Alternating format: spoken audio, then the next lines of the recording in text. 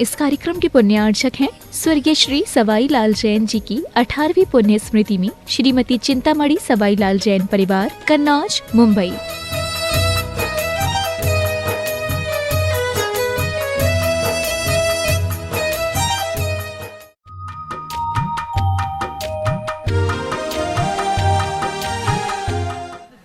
जिनवाणी channel के माध्यम से जो पटना दिगंबर जैन समाज द्वारा आयोजित पंचकणक प्रतिष्ठा महामहोत्सव का कार्यक्रम देख रहे हैं, सुन रहे हैं, उन सभी के लिए सूचना है। आज गोद भराई का कार्यक्रम आदिनाथ चैनल पर 4 से 5 बजे तक दिखाया जाएगा। इस कार्यक्रम को देखना चाहते हैं तो आदिनाथ चैनल को खोल के आप ये अवसर प्राप्त कर सकते हैं।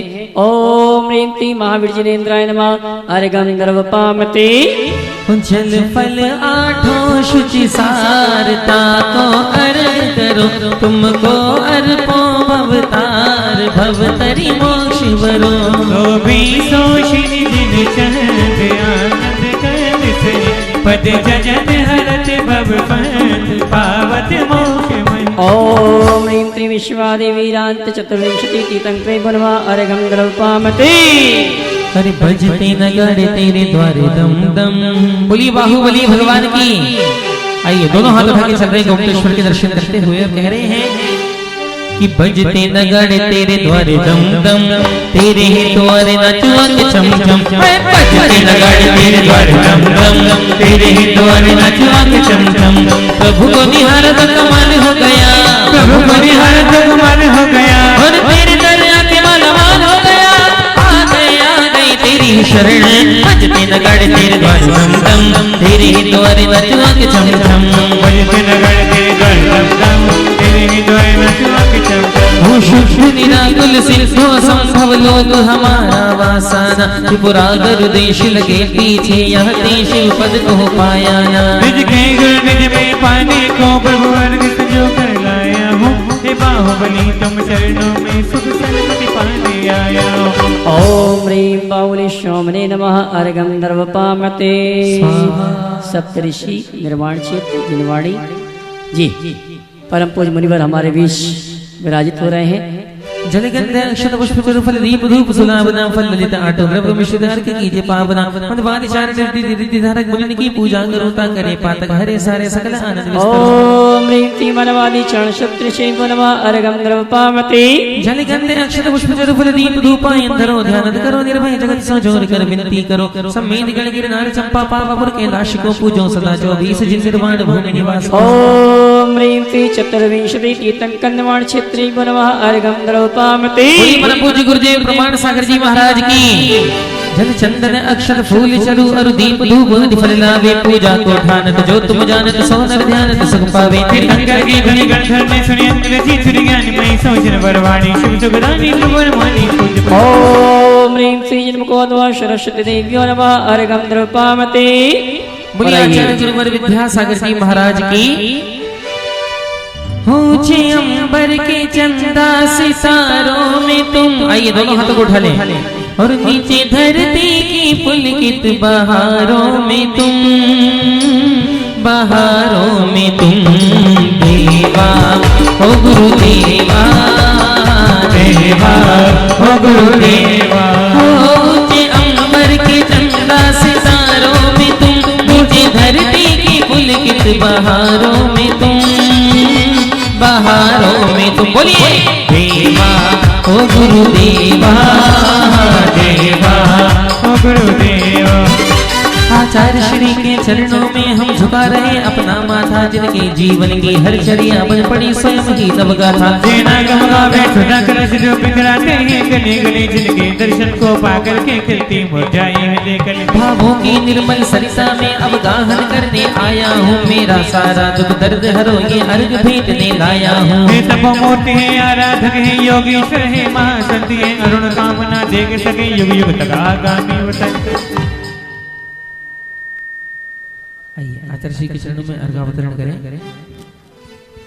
ओम ह्रीं संत शिरोमणि आचार्य गुरुदेव भगवान श्री विद्यासागर महामनिंद्राय साक्षात पटनागंज अतिशय चित्र में सत्संग विराजमान, तिनके चरण कमलों में हम सभी का मन से, वचन से, काय से, अत्यंत भक्ति भाव से जलफलादि संपूर्ण महार्घम निर्वाण दे। बोलिए परम पूज्य गुरुदेव प्रमाण सागर जी महाराज की।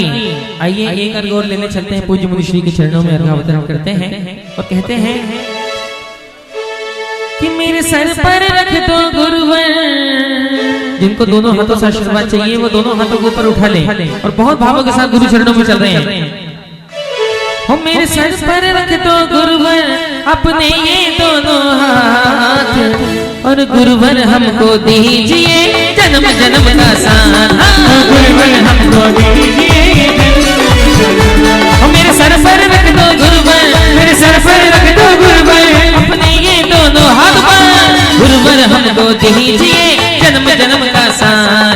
गुरुवर हमको दीजिए जन्म जन्म का साथ।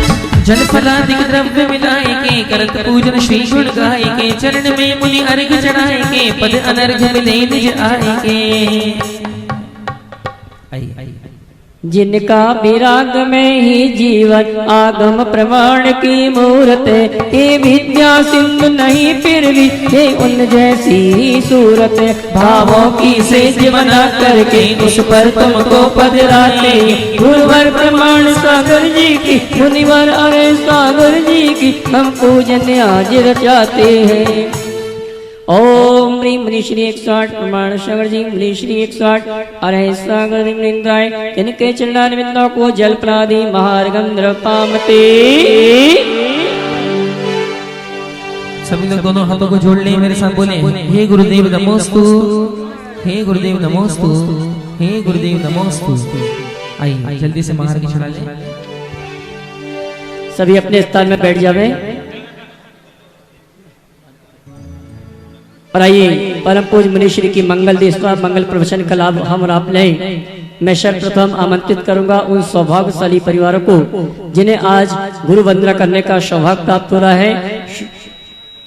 सुरेश जी, हाँ जी, इन्हें चित्त नाम दीप पूजन करने का सौभाग्य प्राप्त हो रहा है।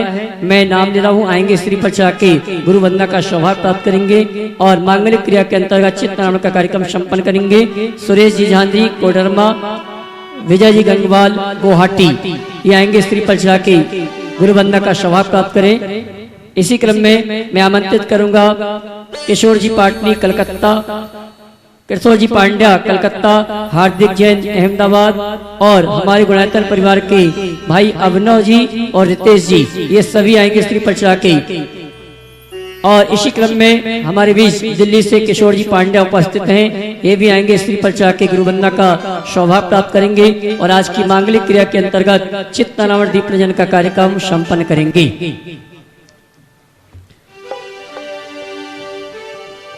सुरेंद्र जी वाकलीवाल कलकत्ता, जिन्होंने परम पूज्य मुनि श्री के गुणायतन से पटना तक के विहार के लिए पूरी सुरक्षा व्यवस्था में सहयोग प्रदान किया। ये बिहार में नहीं आए लेकिन वहीं से बैठे बैठे पूरी सुरक्षा व्यवस्था में जिनका सहयोग रहा, जोरदार ताली बजाकर हमारे शुद्धि श्रावक का सम्मान करें श्रीमान सुरेंद्र जी वाकलीवाल कलकत्ता। और मैं हमारे कमेटी के पदाधिकारी चाहूंगा सुरेंद्र जी वाकलीवाल का श्रीपाल तिलक माल्यार्पण के माध्यम से सम्मान का कार्यक्रम संपन्न करेंगे। प्रदीप जी काला जशपुर पहुंचे भैया, आज की मांगलिक क्रिया संपन्न करवावे चित्त नारायण दीप पूजन का कार्यक्रम। श्री सुरेश जी झांझरी कोडरमा, विजय जी गंगवाल गुवाहाटी, सुरेंद्र जी वाकलीवाल कलकत्ता, किशोर जी पांड्या कलकत्ता, हार्दिक जैन अहमदाबाद, अभिनव रितेश गुणायतन, किशोर जी पांड्या दिल्ली, कमल जी सेठी कोडरमा दिगंबर जैन समाज के अध्यक्ष ये भी आए, श्री पलचरा के गुरुवंदना का सौभाग्य प्राप्त करें और आज की मांगलिक क्रिया के अंतर्गत चित्त नारायण दीप प्रज्वलन का कार्यक्रम संपन्न करें।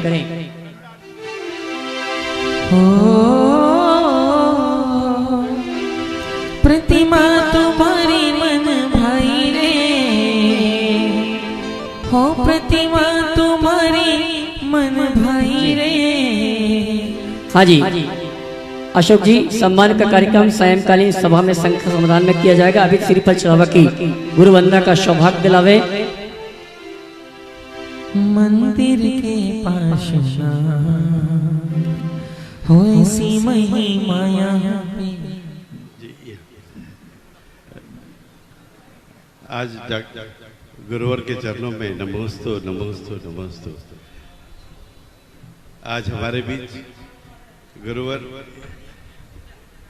एक ऐसे डॉक्टर आए हैं जो सच में लोग कहते हैं कि डॉक्टर भगवान का दूसरा रूप होते हैं, तो साक्षात भगवान के दूसरे रूप के रूप में डॉक्टर एस.एस. झा साहब हमारे बीच उपस्थित हैं और साथ में डॉक्टर वीना मिश्रा जी। आप भी महिला की डॉक्टर हैं, लेडी गायनेकोलॉजिस्ट है और दोनों ही जो है एक ऐसे परिवार से आते हैं जिनके पिताजी भी जो भी प्रवचन देने जाते थे वहाँ पर जो भी दान राशि आती थी वो सब समाज को अर्पित कर देते थे। डॉक्टर साहब का नाम गांधी इनके परिवार के लोग जानते हैं, तो सच में गांधी के दूसरे रूप आप हैं। और अभी तक 30,000 से ज्यादा पोलियो और करेक्टिव सर्जरी आपने की है पूरे देश भर के अंदर। और जिस विकलांग अस्पताल की चर्चा हमेशा होती है वो आपके सहयोग के बिना असंभव रहा है हमारे लिए।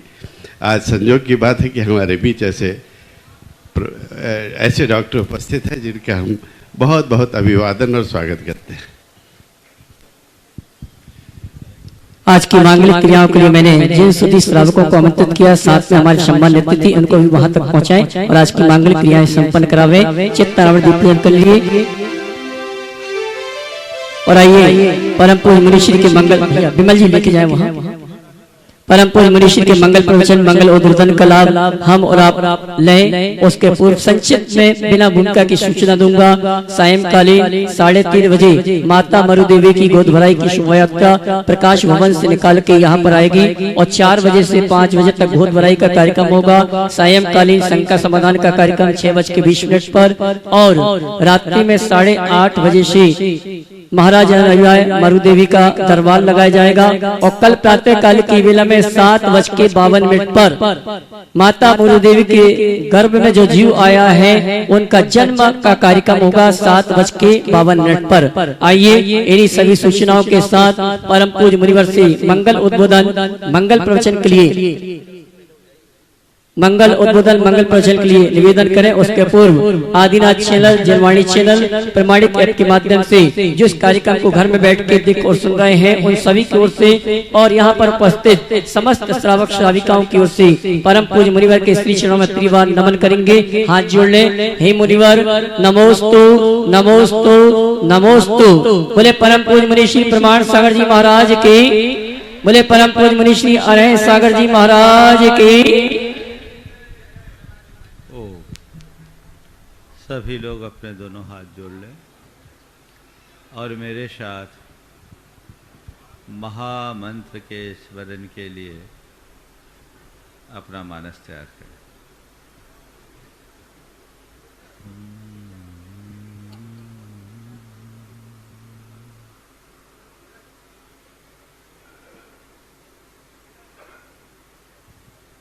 नमो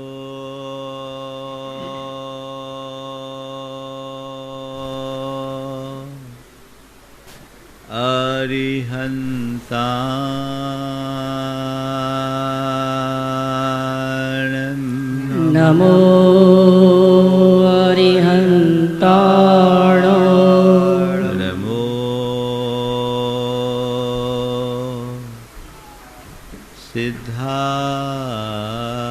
सिद्धाणं नमो सिद्धाणं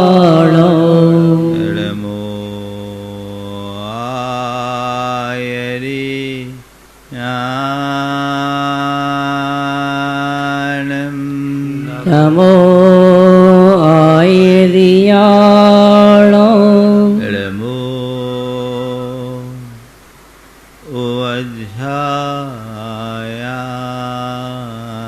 उवज्झायाणं नमो उवज्झायाणं नमो लोये सर्वशायणं बाहुनम नमो लोए सव्यसाहुडो एषो पंचनमोयारो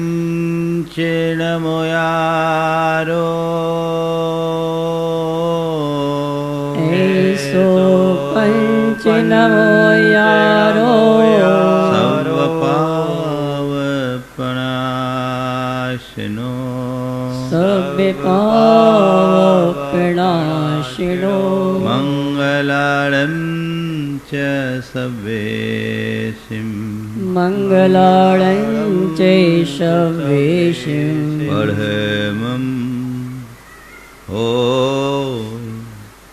मंगलम परमं होय मंगलम्। जय बोलो देवादिदेव खजराट श्री भगवान महावीर स्वामी की जय जय जय। अहिंसा परमो धर्म की जय जय जय। परम पूज आचार्य गुरुवर श्री विद्यासागर जी महाराज की जय जय जय। बोले परम पूज मुनि श्री प्रमाण सागर जी महाराज की। बोले परम पूज मुनि श्री हरे सागर जी महाराज की। धरती में बीज बोते हैं,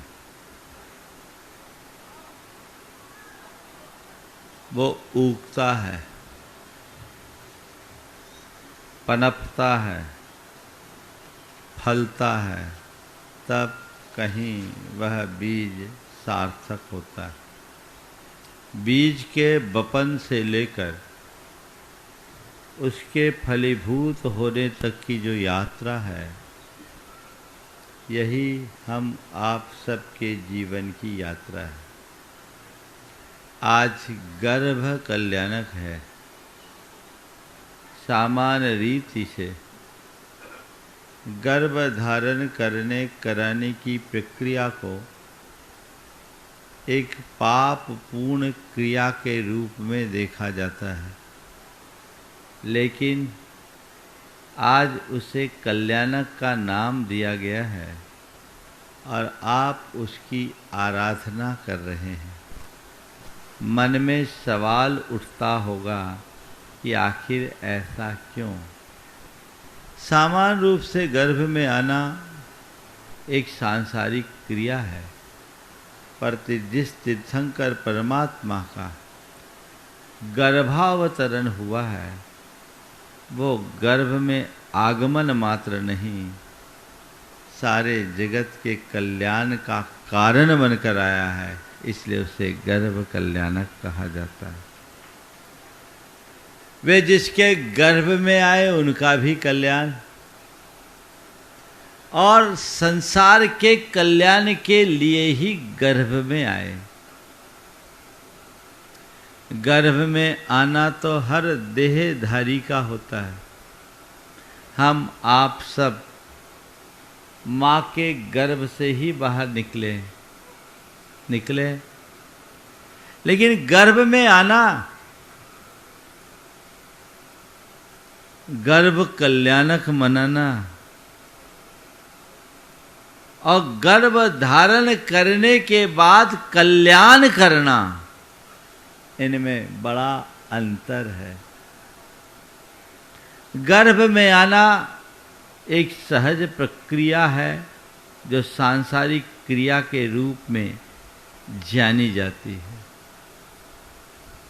गर्भ कल्याणक तीर्थंकर भगवंतों का होता है, जो जन्म जन्मांतरों की साधना और तपस्या का फलीभूत रूप होता है। तीर्थंकरत्व मनुष्यत्व का चरम विकास है। आप भगवान का कल्याणक मना रहे हैं। आप देखेंगे कि तीर्थंकर भगवान का एक राज घराने में जन्म हुआ। राजा नाभिराज और महारानी मरुदेवी के गर्भ में भगवान ऋषभदेव आए। संपूर्ण आर्यावर्त में उनका एक छत्राधिपत्य साम्राज्य होगा। सागरांत धरती का आधिपत्य उनको मिलेगा, वो उसके स्वामी रहे। तीन लोक की सारी संपदा उनके चरणों में न्योछावर हुई। आखिर ऐसा क्यों? सवाल उठता। एक बार मुझसे किसी पत्रकार ने सवाल किया कि महाराज जी, क्या जैनियों में सामंती मनोवृत्ति नहीं है? मैंने पूछा क्यों? बोला आपके 24 तीर्थंकरों में एक भी तीर्थंकर किसी साधारण मनुष्य के यहां जन्म नहीं लिए। सब के सब राजा महाराजा ही क्यों बने? क्षत्रिय कुल में ही क्यों उत्पन्न हुए? मैंने कहा काश आप तीर्थंकरों के चरित्र को ठीक तरीके से पढ़े और सुने होते तो शायद ये सवाल उत्पन्न नहीं होता। ये बात कहने को ठीक है कि तीर्थंकरों का जन्म राजा महाराजाओं के यहाँ ही हुआ, लेकिन जैन पुराणों को पलट करके देखो तो आप पाओगे हमारे तीर्थंकरों की जीवन यात्रा की शुरुआत कुक्कुट और मरकट के रूप में हुई है। हमारे तीर्थंकरों की शुरुआत कभी हाथी के रूप से हुई है। हमारे तीर्थंकरों के जीवन की शुरुआत कभी शेर के रूप से हुई है। हमारे तीर्थंकरों के जीवन की शुरुआत कभी भील के रूप से हुई है। ये तीर्थंकरत्व तो उनके साधना का क्रमिक विकास का प्रतिफल है। भगवान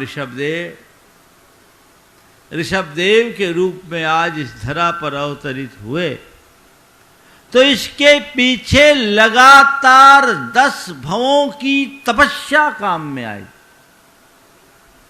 उनने हर जन्म में तपस्या की। कुक्कुट की पर्याय से उन्होंने धर्म का श्रद्धान किया। ये एकमात्र जैन धर्म है जो पशु पक्षियों को भी अपनी चेतना के विकास की आजादी प्रदान करता है और ये कहता है एक साधारण प्राणी भी धर्म धार कर परमेश्वर बन सकता है। वहां से उनके जीवन यात्रा की शुरुआत हुई और वे आगे बढ़ते गए और अतीत के 10 भवों में तो सभी तीर्थंकरों ने विशुद्ध तपस्या की है और ज्यों-ज्यों तपस्या की, साधना की, त्याग और वैराग्य का मार्ग अपनाया, उनके जीवन में उतने ही ज्यादा भौतिक उपलब्धियां हुई, पर उन्होंने उसे भोगा नहीं, उसे त्यागा और अपनी चेतना का उत्कर्ष करते करते तीर्थंकरत्व के रूप में आ गए। भगवान महावीर के जीवन चरित्र को पलट कर देखते हैं तो उनके जीवन की शुरुआत एक भील से दिखाई पड़ती है। पुरुरवा भील, जानवरों को मारना और राहगीरों को लूटना जिसका नित्य का कर्म था, और एक दिन उसे हमारी तरह किसी दिगंबर मुनिराज के दर्शन हुए। उन्होंने उनकी आत्मा को झकझोरा, उसकी चेतना जगी और उसके हृदय में अहिंसा का वह बीज पड़ा जो पनप करके अहिंसा के प्रवर्तक के रूप में फैल गया और तीर्थंकर महावीर बन गया। ये केवल जैन धर्म है जो पशु से परमेश्वर होने की बात करता है, जो कंकर से शंकर बनने की बात करता है, जो नर से नारायण और निरंजन बनने की बात करता है, जो आत्मा से परमात्मा होने की बात करता है, जो भील से भगवान बनने का रास्ता दिखाता है। संभावनाएं हम में, आप में, सब में हैं। आज जिस परमात्मा की आराधना के लिए आप सब यहां उपस्थित हैं, वे भी कभी हमारी तुम्हारी तरह ऐसी किसी सभा में रहे होंगे। जैन धर्म किसी अनादि सिद्ध परमात्मा पर विश्वास नहीं करता। जैन धर्म का ये स्पष्ट उद्घोष है, अप्पा सो परमप्पा, आत्मा ही परमात्मा है और हर आत्मा अपनी चेतना का क्रमिक विकास कर परमात्मा बन सकता है। वस्तुतः परमात्मा हमसे जुदा नहीं, हमारी आत्मा का परिष्कृत रूप ही परमात्मा है। तो हम उस आत्मा से परमात्मा होने के मार्ग को इस पंच कल्याणक के माध्यम से जानेंगे, समझेंगे, आगे बढ़ेंगे। आज भगवान का गर्भ कल्याणक है। आप इस गर्भ कल्याणक की पूजा आराधना कर रहे हैं, इससे पाओगे क्या? क्या लक्ष्य लेकर के पूजन कर रहे हो? मैं आपसे कहता हूं, गर्भ में आना बीजारोपण होना है। भगवान तो गर्भ में आ गए और तुम मरे बिना भी गर्भ में आओगे नहीं।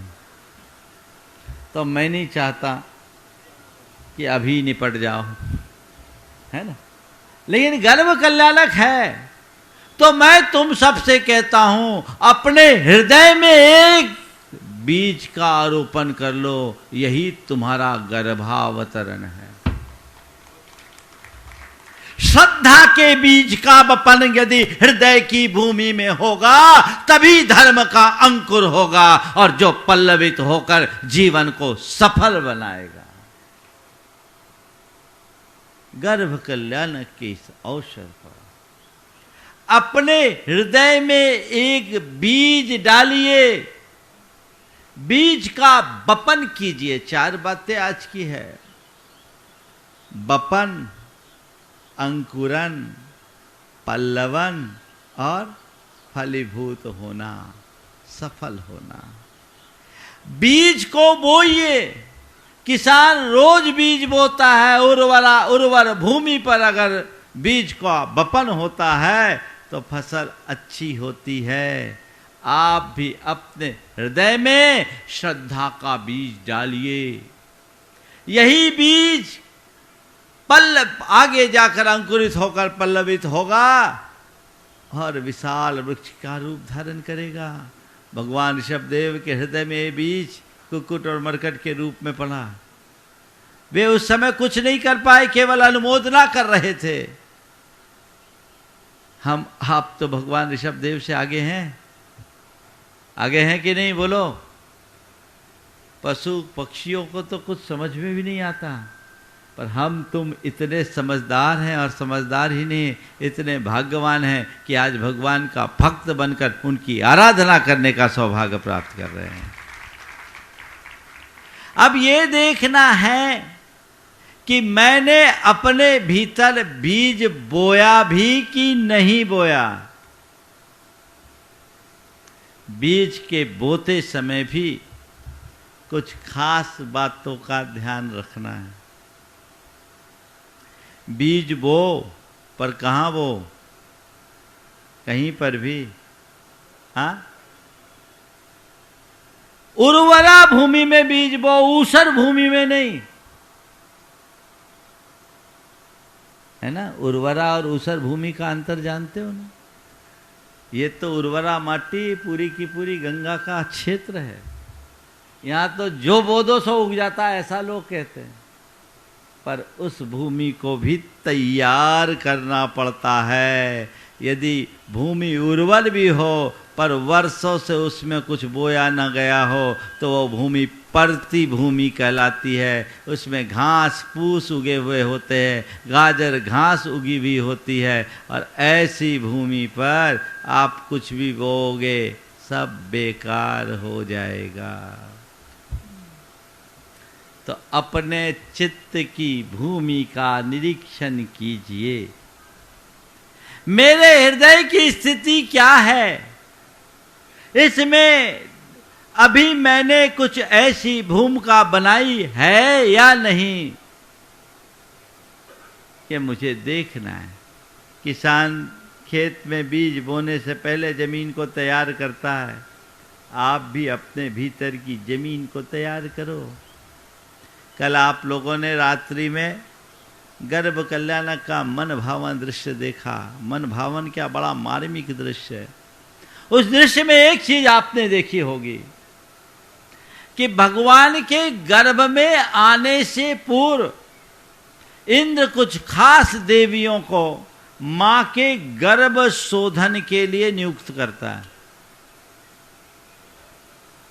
कभी मन में सवाल आया ये सब क्यों? अष्ट देवियों ने आकर मां के गर्भ का शोधन किया, क्यों? अरे इतना उत्तम बीज उसमें आने वाला है, जमीन को तैयार करना पहले जरूरी है। सच्चे अर्थों में अगर मुझसे पूछो तो मैं ये कहूंगा वह गर्भ का शोधन नहीं, संस्कारों का शोधन है। संस्कारित धरा पर ही उत्तम बीज पल्लवित होगा। तो मैं आप सबसे कहता हूं, धर्म का बीजारोपण करना चाहते हो कि नहीं करना चाहते हो? बोलो, थोड़ा जोर से तो बोलो, है ना? करना चाहते हो तो थोड़ा देख तो लो कि जहां मैं उसे बोना चाहता हूं वो जमीन कितनी तैयार है। वो जमीन कितनी तैयार, जमीन तैयार करो, अपनी भाव भूमिका को ठीक बनाइए। जिस व्यक्ति के चित्त में अहंकार और ममकार की गाजर घास भरी है, उसके हृदय में धर्म का अंकुर हो नहीं सकता। उसे हटाइए, उसे साफ कीजिए। यह हमारे जन्म जन्मांतरों के कुसंस्कारों का कुफल है। जब हम उसे साफ करते हैं, हमारा हृदय जब स्वच्छ और पवित्र बनता है, तो उसमें बोया गया एक नन्हा सा बीज अंकुरित होता है। न केवल अंकुरित होता है, अपितु पनप कर बट वृक्ष का रूप धारण करता है। अपने मन को टटोलना, मेरी मनोभूमि कैसी है, यदि उसमें इस तरह की खरपतवार उगी हुई है, गाजर घास उगी हुई है, सब व्यर्थ। कई लोग कहते हैं इतना धर्म करते हैं फिर भी जीवन नहीं बदलता, हम क्या करें? बहुतों का एक सवाल, इतना धर्म करते हैं फिर भी जीवन नहीं बदलता, हम क्या करें? तो कमी धर्म की है या धर्म करने वालों की? बोलो, किसकी कमी है? तुमने अगर धर्म किया तो धर्म का फल मिलना चाहिए,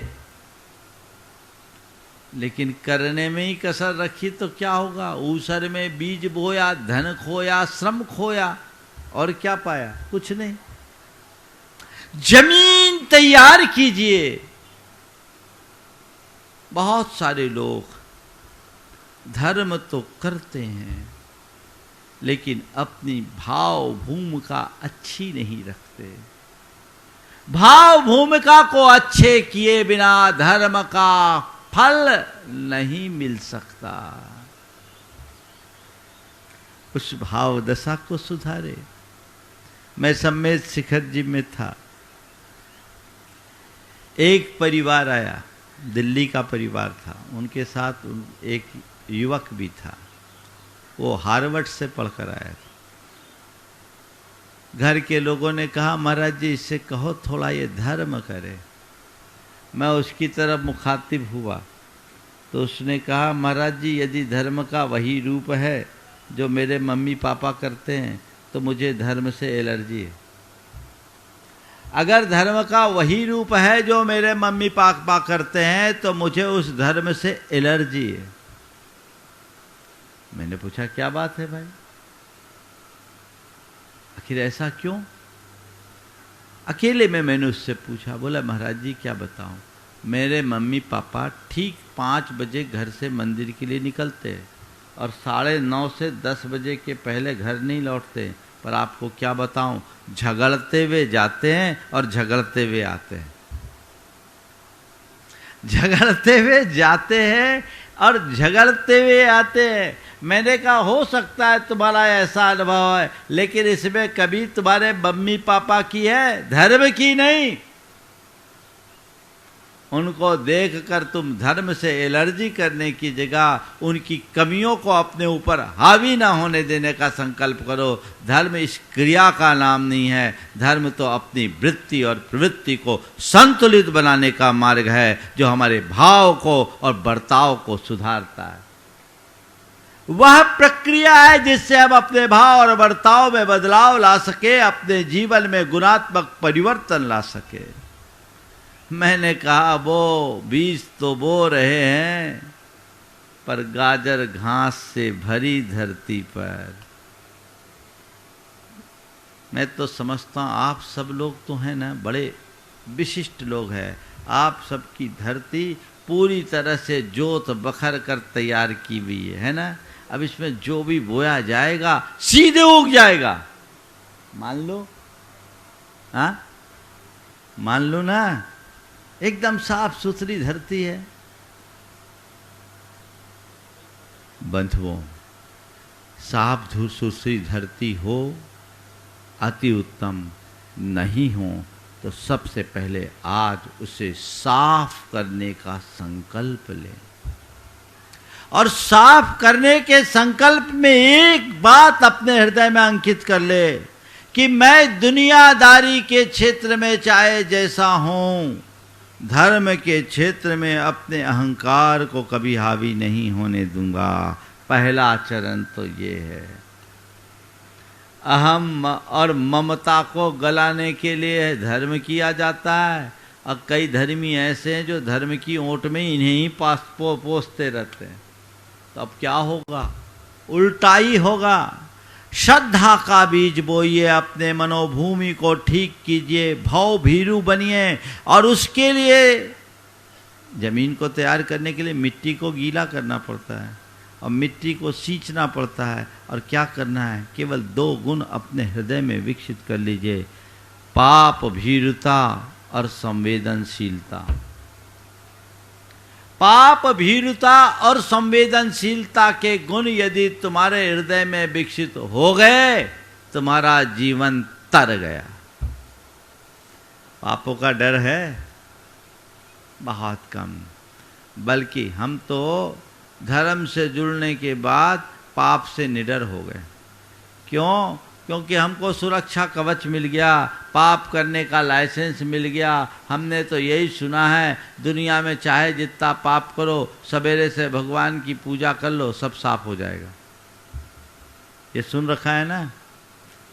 इसलिए तो सवेरे से भगवान की पूजा करते हैं, भक्ति करते हैं, और भगवान से कहते हैं, भगवान आप यहीं बैठो, कल सवेरे आएंगे, घंटी बजाएंगे, आपको जगाएंगे, अपना काम करेंगे। आप यहीं रहना तो हम ज़्यादा कंफर्टेबल हैं, क्योंकि आप हमारे साथ आ जाएंगे तो हम भ्रष्टाचार नहीं कर पाएंगे, हम पापाचार नहीं कर पाएंगे। इसलिए यहीं रहो, यहीं रहो, है ना।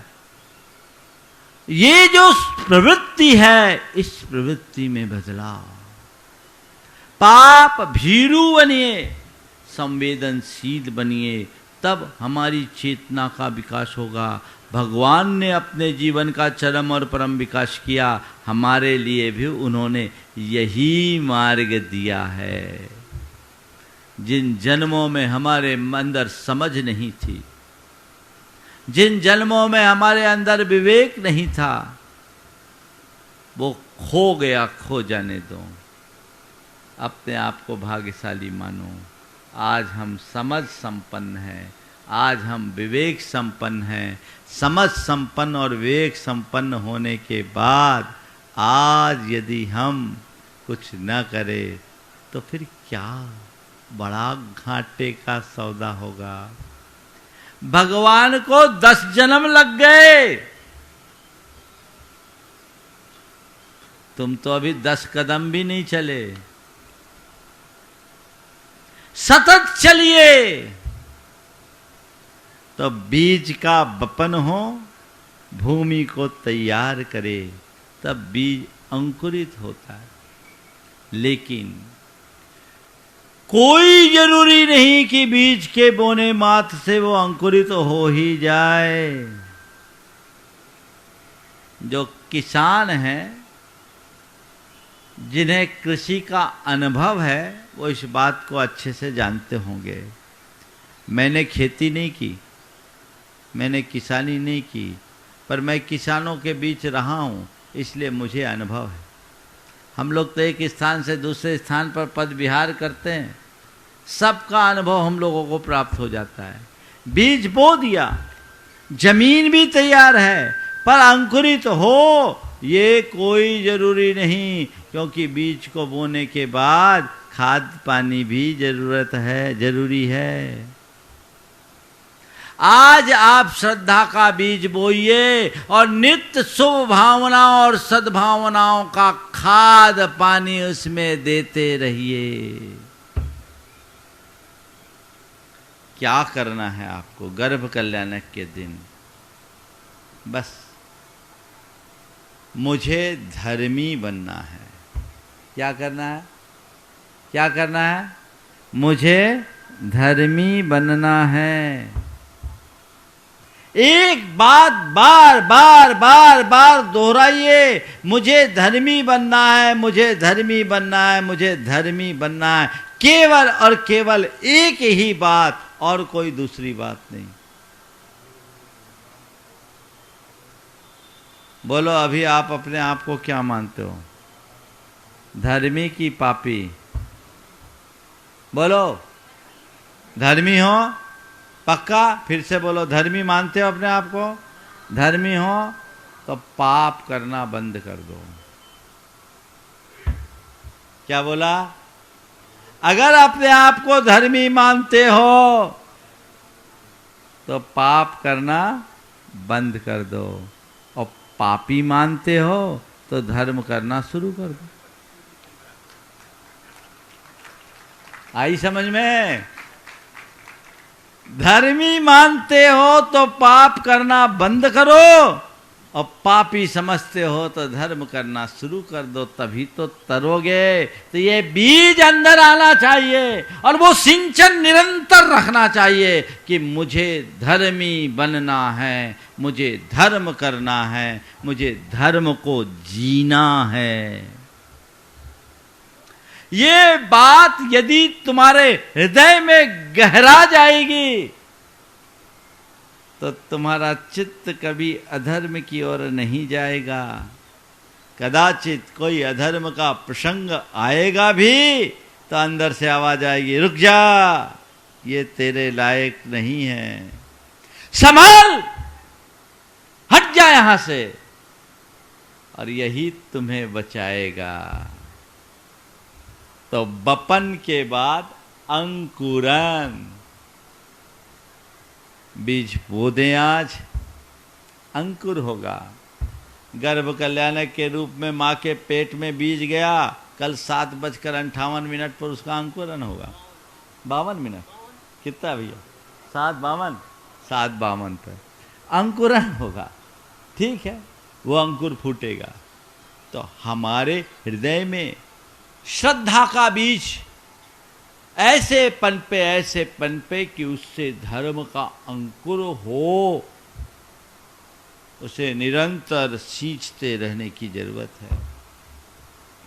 पर अंकुर के बाद भी कोई जरूरी नहीं कि बोया गया बीज पनप ही जाए। दो तरफा खतरा होता है। कई बार अंकुरित हो जाने के बाद अगर उसकी ठीक तरीके से देखभाल न की जाए तो मवेशी उसे चर जाते हैं, नुकसान कर देते हैं।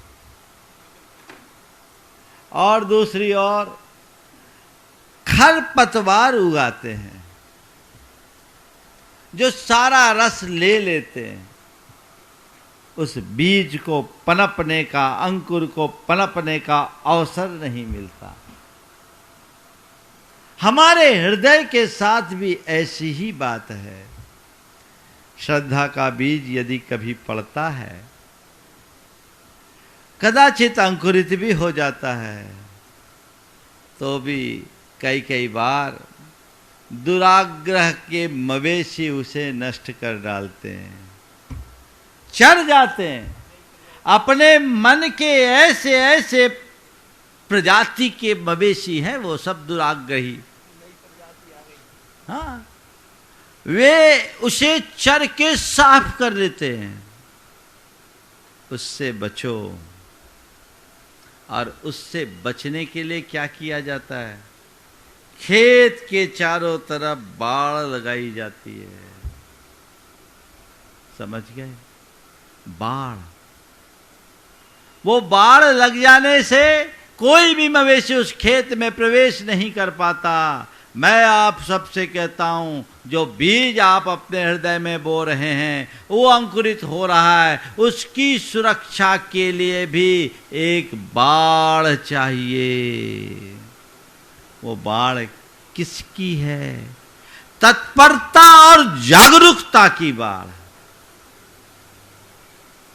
धर्म के अंकुर को पनपाना चाहते हो तो तत्पर रहो, जागरूक रहो, चैतन्य रहो। थोड़े भी आलसी बने, प्रमादी हुए, सब सफाचट। समझ गए? तो चौकन्ना रहने की जरूरत है। ध्यान रखना, धर्म कोरी क्रिया नहीं, जीवन को रूपांतरित करने की साधना है।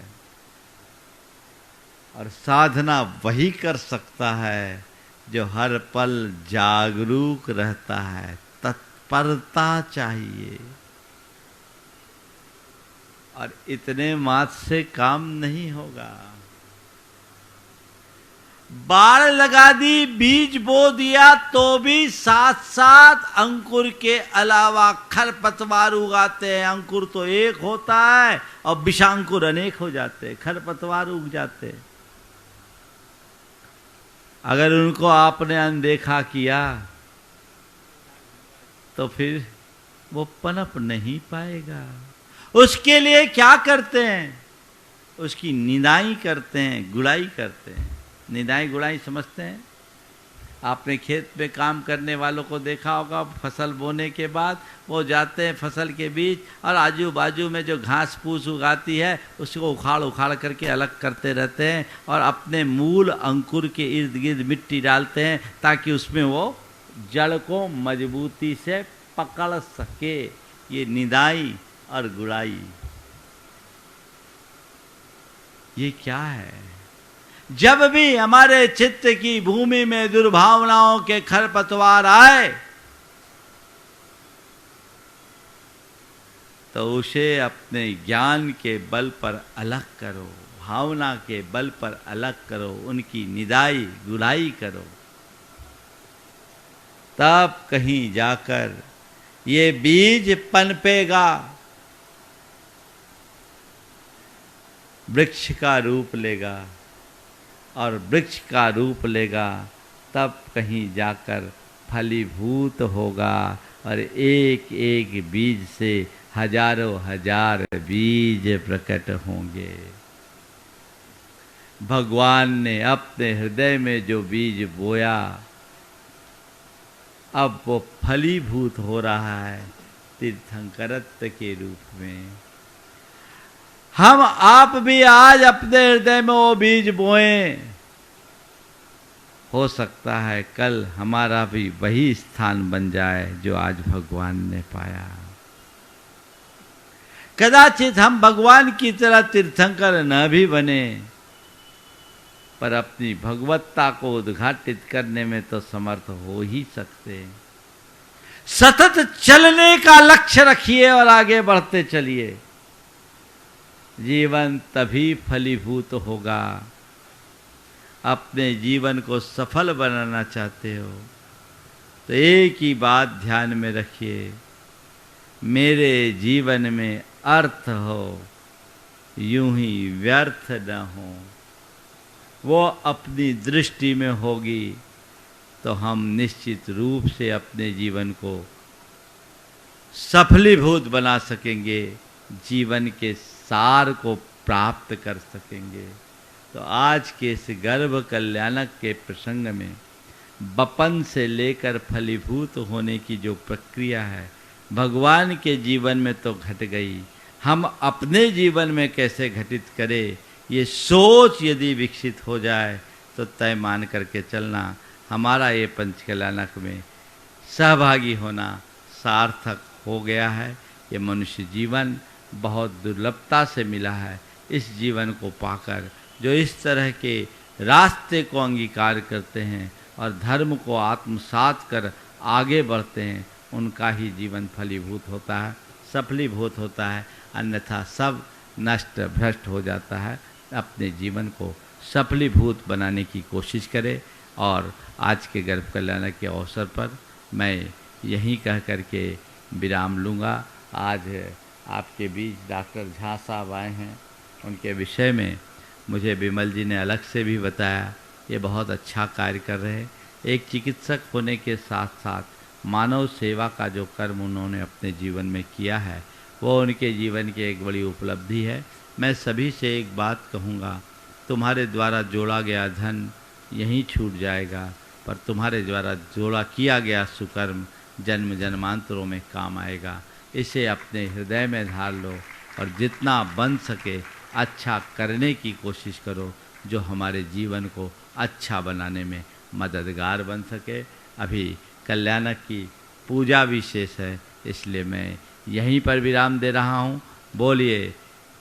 और आज तो बिल्कुल कल है जन्म, अब आप सबका उत्साह होना चाहिए। कल गर्भ कल्याणक हो गया, अब भगवान आ गए। भगवान के गर्भ में आने के 9 महीने पहले से 6 महीने पहले से लोक में हलचल मच जाती है, रत्नों की वर्षा होने लगती है। अब भगवान आ गए हैं, ये एहसास अपने हृदय में होना चाहिए और अंदर का उल्लास उत्तरोत्तर बढ़ना चाहिए। यही उल्लास आपके जीवन की समृद्धि का, आपके जीवन की उन्नति का आधार बनेगा। खूब भाव भक्ति के साथ आप आगे का काम कीजिए।